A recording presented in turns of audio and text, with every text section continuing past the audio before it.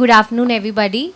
Uh, I think the topic that is mentioned right now is balancing development and climate action. I think a thought that every day each one of us have.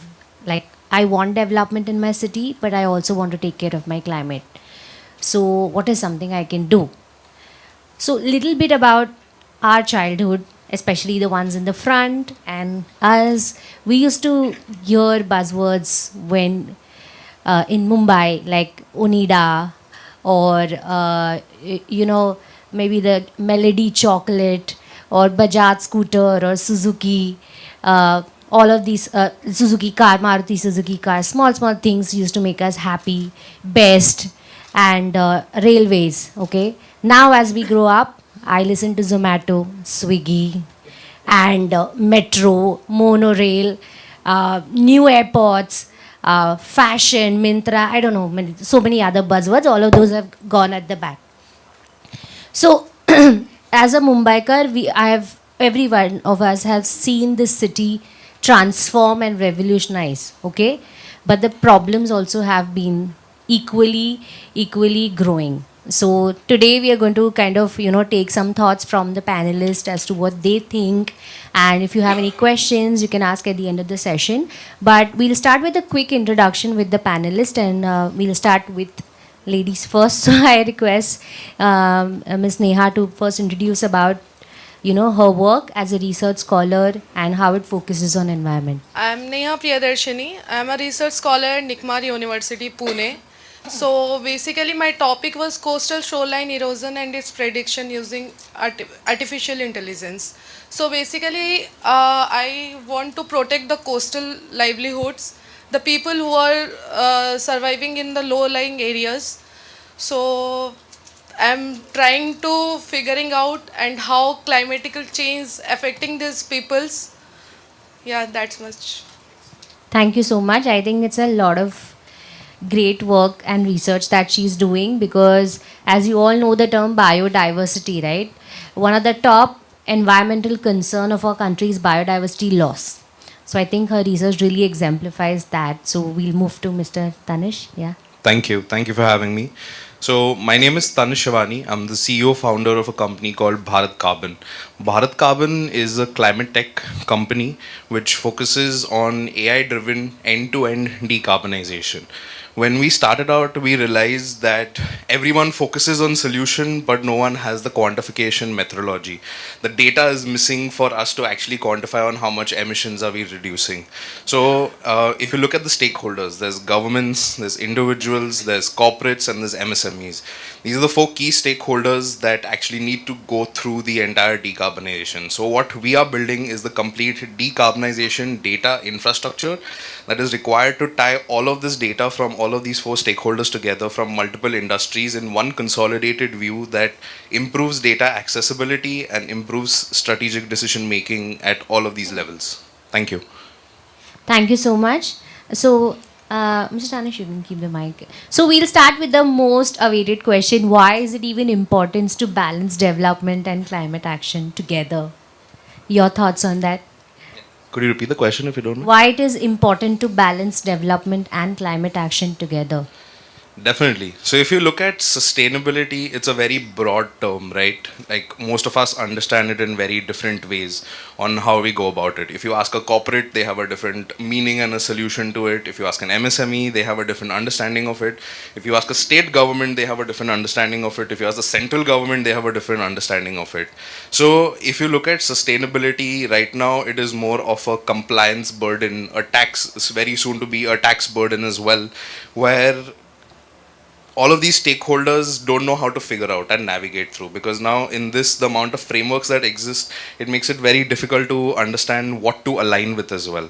So when it comes to development and decarbonization together, that is where they should go hand in hand. It should not be seen as a burden, a compliance burden, a tax burden.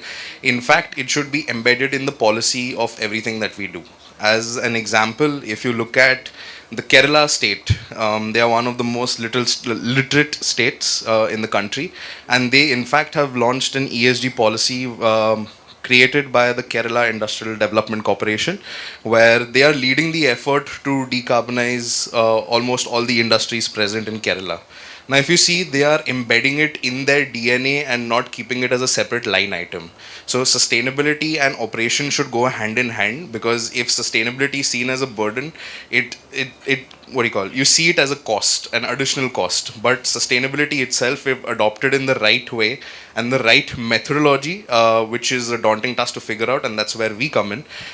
So we help you operationalize sustainability, understand how it can help you impact, how can it impact your business by saving you cost on energy, cost on waste management, cost on your procured goods and services, cost on logistics as well. So development and sustainability, or instead development and decarbonization, go hand in hand, where it should not only be seen as a cost, but also should benefit you. Thank you. Correct. So, sir really gave beautiful insights on that.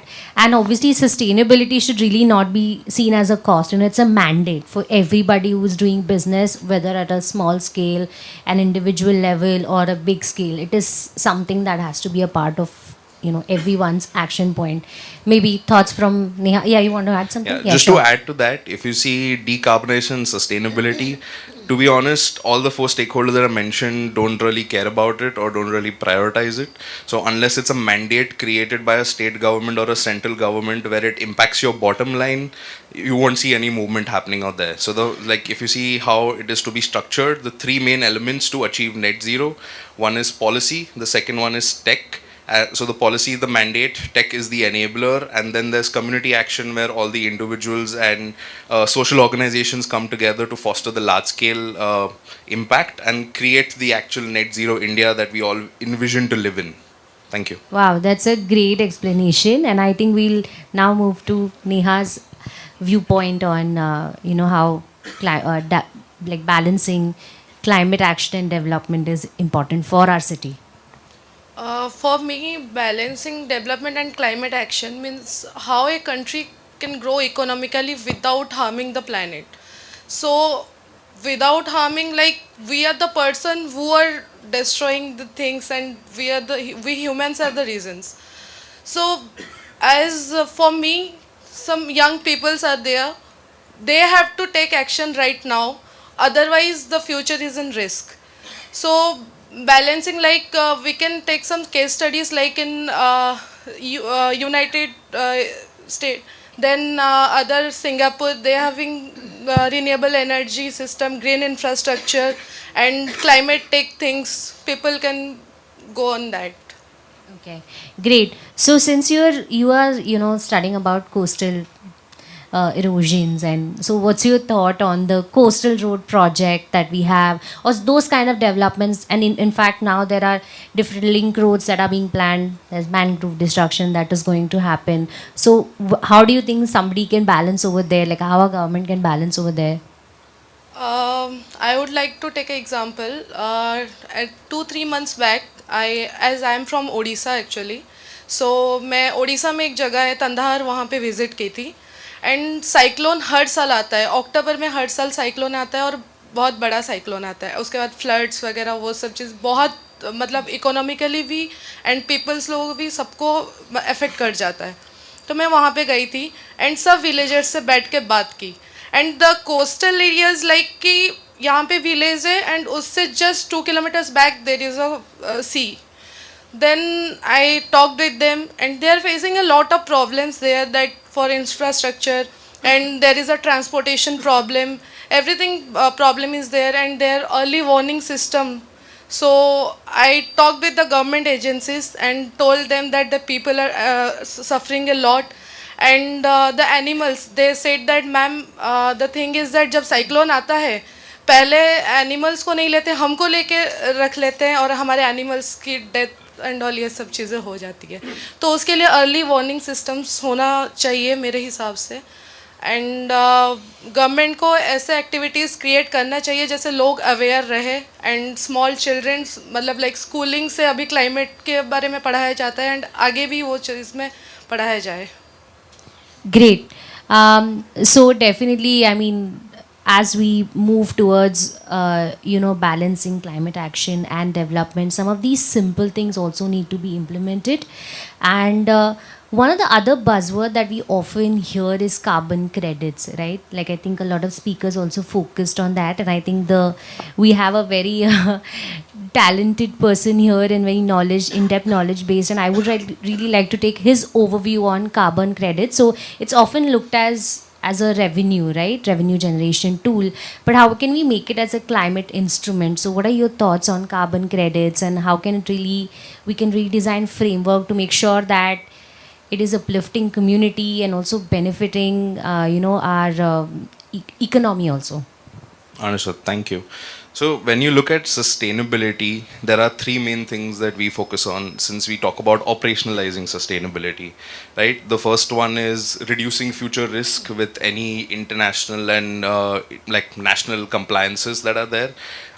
Second is reducing cost, reducing increasing operational efficiency, and the third one is creating new sources of revenue. That's where carbon credit comes in. Now, carbon credit in the recent times has had a bad villain-based picture around it in the past that is there, but in fact, it's now coming back into the limelight where it's more looked at as a financial instrument rather than just a way to offset your emissions that is there. Now, definitely in India recently, there's a mandate for 280 companies where if they cross a certain carbon intensity threshold, they have to purchase carbon credits to at least neutralize if they cannot create these operational changes in the short term. That is there. Now, carbon credits in the recent times, I'm sure everyone's heard of Vantara. Now, after that itself, the amount of buzz around that word itself has exponentially risen. Us as a company have ourselves got about 17,000 acres worth of projects that we're building into one consortium that is there. Now, but when we look at carbon credits, it's not just about building a project and claiming money, right? At the end of the day, it should, like, if the project itself is not reducing emissions, then it should not exist. If the project is not having a community upside, it should not exist. And if the project is not correctly validated with the right technology, it should not exist. So, what essentially we are also doing at Bharat Carbon, we have built a complete measuring, reporting, validating tool which combines GIS mapping with our partner at IIT Kanpur, and we have built a complete, transparent technology around it that helps even small landowners. Now, when you look at carbon credits, specifically, I'm going to be focusing on ARR, afforestation projects, and RED Plus, which is the conservation of the existing forest boundaries as well. Now, if you see, state governments are interested in RED Plus, but there are a lot of compliance and red tape around claiming that. Now, small landowners want to claim carbon credits, but the threshold for a minimum carbon credit project is, let's say, about 1,200 acres. Right, so all of these challenges on proving that, so basically on carbon credits, you have to prove that your project cannot exist without the revenue of carbon credits. That is when you get validated. Right now, to prove that, people don't understand that. People call me up, Tanish, I have 20 acres of land, meko kitna paisa milega? Right at the end of the day. But it's not that simple. It's a year-long process with extensive documentation, proving the ownership, proving that your project is credible, your project is providing the community upside to take this ahead. So what we do at Bharat Carbon, we have built a complete MRV tool where we are creating a large-scale consortium where we start with a DPR for people to get clarity on how much money they can earn from it and whether it's eligible for carbon credits in the first place. So we help them do that, and then we take them to a consortium level where we aggregate only the top developers who are actually having the impact on the community to create a large scale impact and project around it. Now, the beauty of this is now, like, if you see this deforestation everywhere, right? Assam as a state as well is facing the highest rate of deforestation due to encroachment that is there. So out here, what do we focus on? In fact, we are trying to switch up the narrative where we are getting private landholders to plant trees on their land. Where right now, if you see, private companies and private landowners are the one who are most responsible for deforestation. So now with carbon credit, you can flip the narrative and get them to plant trees on their land because now they're getting monetary benefit out of it. And you can work with state governments to protect existing boundaries because the forests now pay for their own protection. at the end of the day. So that is what makes it lucrative. So it's not just it's not just a revenue source of it's not just a revenue source. It's not even looking at it from a CSR lens, because if it looks from a CSR lens, it's like, yeah, we're doing social good, but it won't have the same impact, right? But if you're getting money out of it, then it doesn't come under CSR. So if you're creating a large scale project which has the community upside, which has the monitoring framework over, because you have to monitor over 30 years. You have to ensure that the trees have a survival rate of 80% plus. You're not just planting on the first day. Like, to give you an example, in Africa, they'd had one day where they planted like 20-30 million trees, and they created a Guinness Book of World Record at the end of the day. But at the end of the day, if you went to the same project a year and a half later, less than 10% of the trees that they planted existed. So it was more of like a PR campaign in the past. But now, if it's provided with the right tools, the right methodology, and the right people, definitely it is going to have the impact that we've set out to create. Thank you. Great, thank you. That was quite an insight. So, sir, I just want to extrapolate your question to a little personal front to all the young minds that are in this room. Okay, not age wise, heart wise, and okay, at heart, we are all young at heart. How do, at an individual level, we tackle our carbon emissions? I mean, carbon credits is for MSMEs, right? But as an individual, how that climate instrument can be utilized? Definitely. So our esteemed speakers did speak about how do we contribute to climate action as well, and how do we make make the cities more livable, right? But looking at it from a data lens, definitely students, in fact, can create the right action that is required.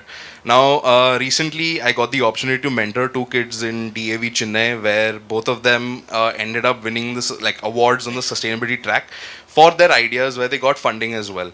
Now, in just interacting with both those students and interacting with that school itself, it made me realize that students itself can have the largest impact, because as part of our tech stack, we also have an individual carbon calculator.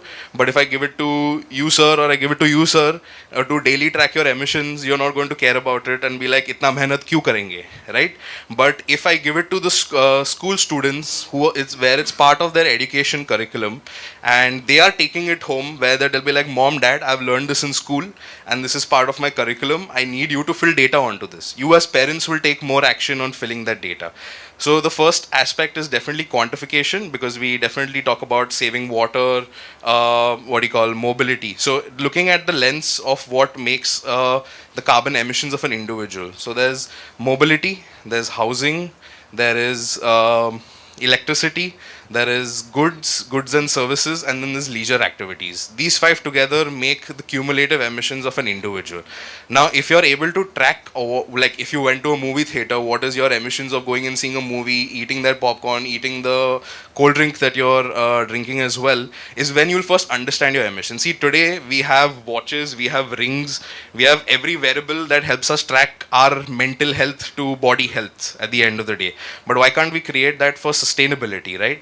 Now, if we get students to adopt it, that take it home, see, like for sustainability to make an impact and for us to have a net zero India, we need to ensure that the behavioral change happens at a larger scale. So if we are basically positioning students with a calculator that helps them, make them part of the curriculum, and then take it home and then get their full family to adopt it with a large enough incentive, that also becomes the third pillar, which is community action. Now, this is not just benefiting the student and the individual, it will definitely help you understand where you need to reduce, right? Because only once you have a baseline is when you can compare what your reductions are at the end of the day. And from a school perspective, recently UGC has a mandate for campuses to go net zero. Right, so students itself will be able to put pressure on the administration to reduce their own emissions. So they are studying in a very net zero, like a net zero campus and that kind of environment where it's fostered into their DNA. And like, even though it's part of the curriculum, even though it's part of a subject, you're fostering the change in a place that you're like spending most of your, like the first 10-15 years of your life at. And taking it home and getting everyone in your family to think about it and adopt it is where the way of thinking and the kind of impact that we want to have will change. Because only once we can change the behavior is when we can have that impact. Thank you. Wow. So I think we all need to start calculating our actions, right? I mean, it's really important. What an impact we make. Measure every time. Measure is what really matters. So, Neha, would you like to extend your thoughts on the same question? Your message or your action point to all the young minds over here?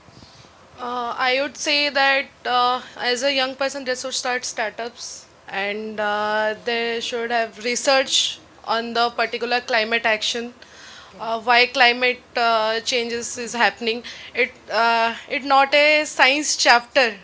It's a day-to-day life. Every day it is happening. Climate change is happening.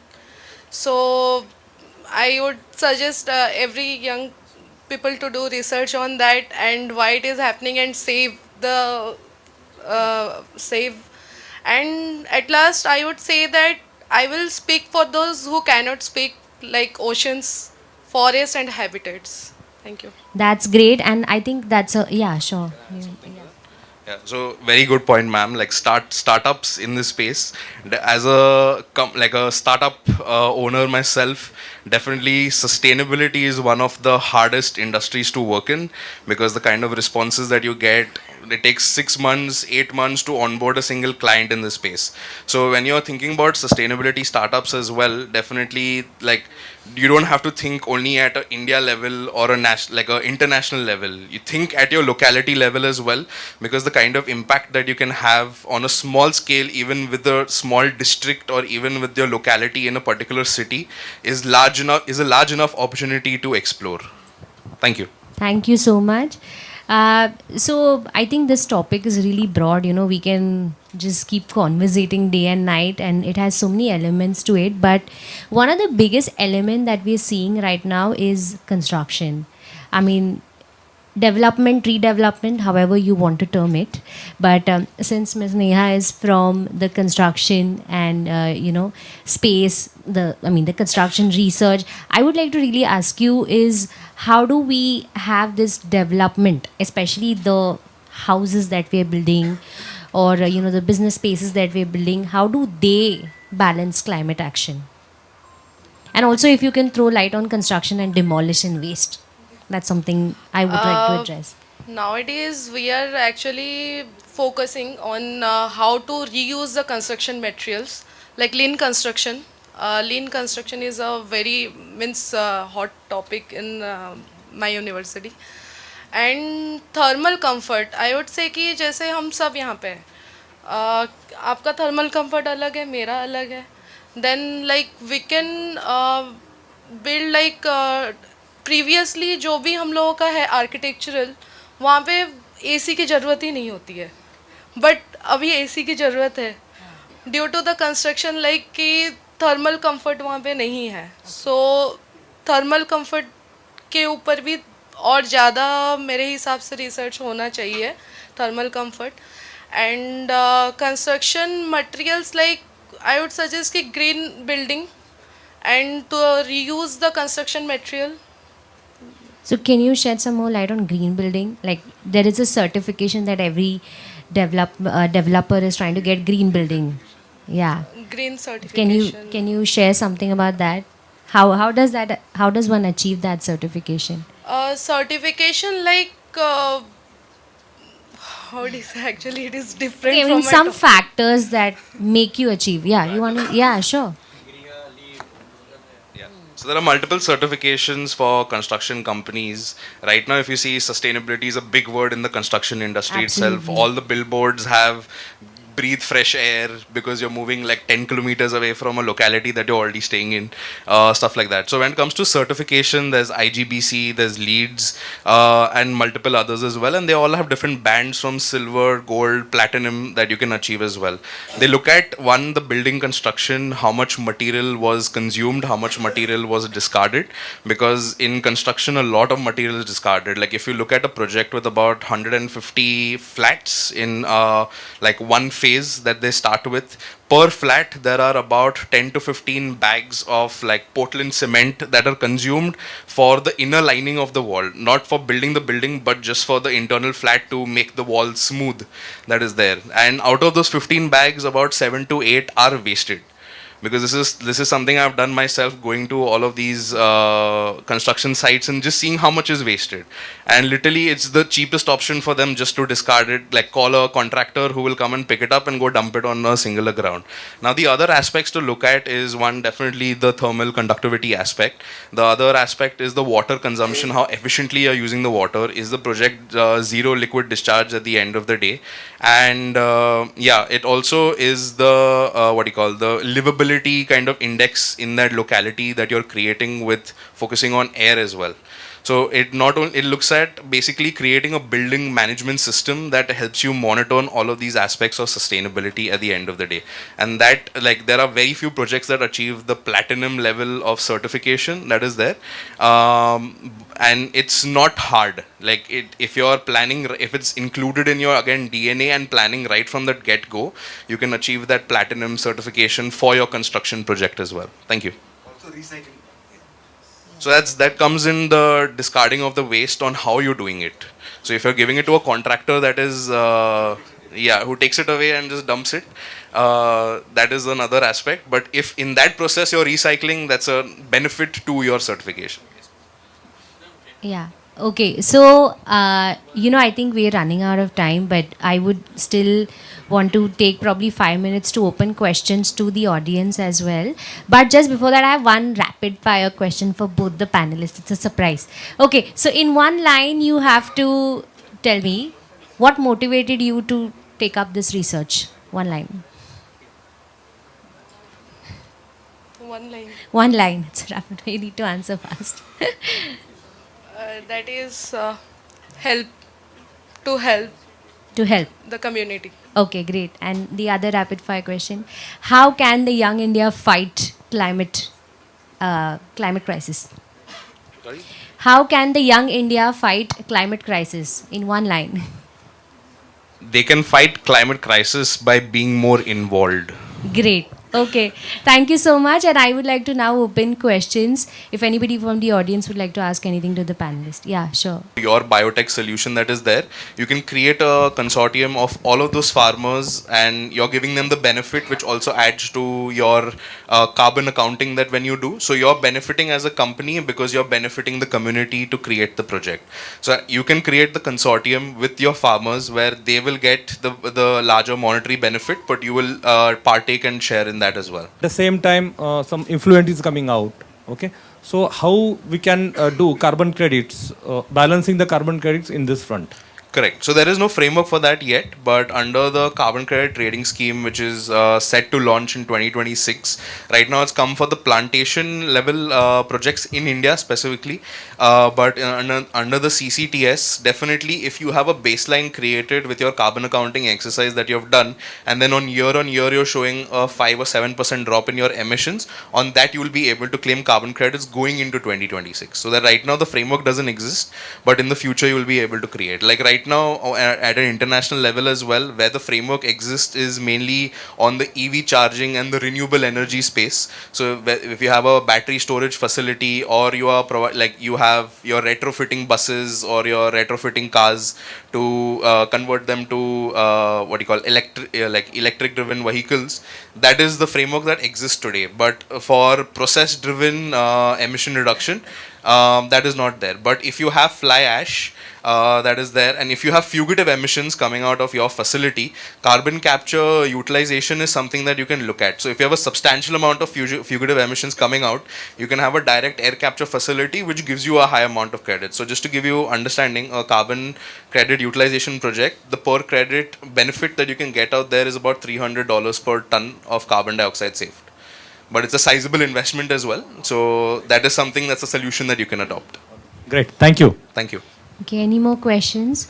So last year, in the month of November, December again, almost 12,000 construction sites were in Mumbai. And all this were like reason for the bad air quality in Mumbai. And especially like the Bhaikala and the entire region was been identified as a hotspot of the extreme deteriorating air qualities. And the Mumbai Municipal Commissioner also like suspended temporarily the operation there. So if we wanted to reduce the construction suspended particle matters, what could be the the intervention or solution we can work on? So solution like as sir said, carbon credits and other solution we can do that the reuse of the construction material and you are asking about air quality, right?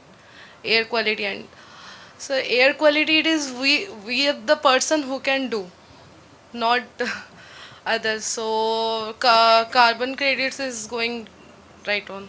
So, sir, to answer your question, so carbon credit is a short-term solution. Like if you see right now, even construction sites in India and abroad are mandated to put an AQI sensor like outside their facility. There are few that are across Mumbai as well, but those are still inaccurate, right? Because half the time they are just shut and they report when the air quality is good at the end of the day. But if you see now, construction sites have started putting up those green covers around it, which reduce the particulate matter to be extended outside the construction boundary that is there.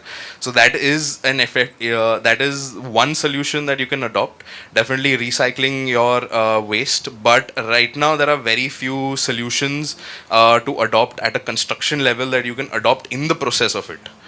So most builders are looking at carbon credits at the end of the day, but very few solutions. So there is one that we came across in Germany that is a monitoring tool that plugs into your cement and gives you the health and the quality of the cement that you're pouring as well. So that one increases efficiency, reduces your manual labor that is required as well. And also concrete as a material has the ability to absorb carbon dioxide as well. So interestingly, this German scientist showed me this, that if you're if you're constructing a building and it's a 100-year period, you can even claim carbon credits of it in the future as well. Sorry to disturb, sir. I don't find qualified to answer that query. But since I am from that background, construction side, the solution exists on paper. Exactly. So the 2-3 years ago, when the issue got escalated or into the media, that day emergency notification was issued. But today, the maintenance of it is not that good. The mentioned part, the air quality monitor outside every construction site is available.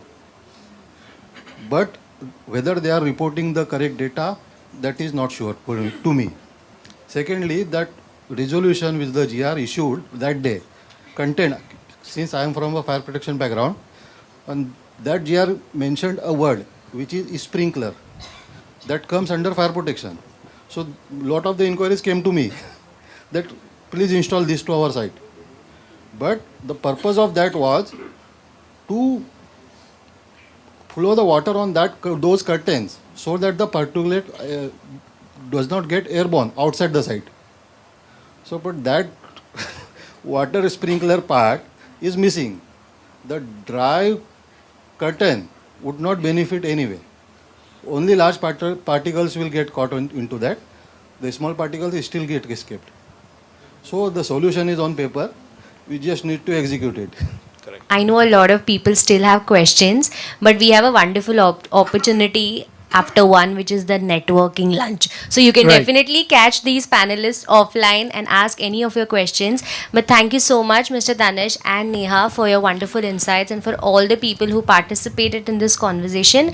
And I just want to leave you with this simple thought that we keep doing good for the nature. It's not going to give us any award, but definitely a good reward. So please do it. Thank you so Big round much. of applause. Thank you, Mumbai Climate Summit. Thank you.